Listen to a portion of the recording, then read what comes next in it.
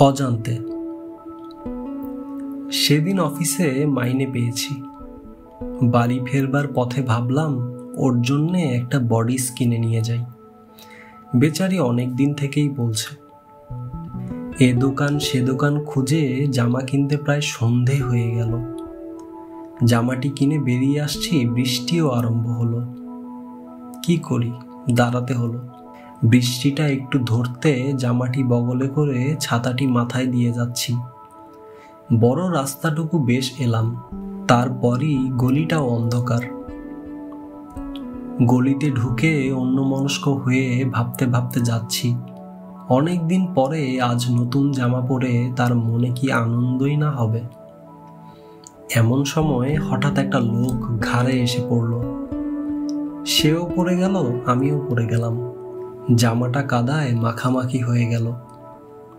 আমি উঠে দেখি লোকটা তখনও ওঠেনি, উঠবার উপক্রম করছে। রাগে আমার সর্বাঙ্গ জ্বলে গেল। মারলাম এক লাথি। রাস্তা দেখে চলতে পারো না শুয়ার।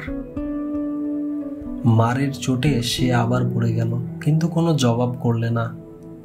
তাতে আমার আরো রাগ হলো, আরো মারতে লাগলাম। গোলমাল শুনে পাশের বাড়ির এক দুয়ার খুলে গেল। লণ্ঠন হাতে এক ভদ্রলোক বেরিয়ে এসে জিজ্ঞাসা করলেন, ব্যাপার কি মশাই?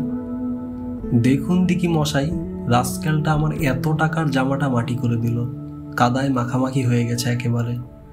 পথ চলতে জানে না, ঘাড়ে এসে পড়ল। কে ও? ও থাক মশাই, মাফ করুন, ওকে আর মারবেন না। ও বেচারা অন্ধ বোবা ভিখারি, এই গলিতেই থাকে।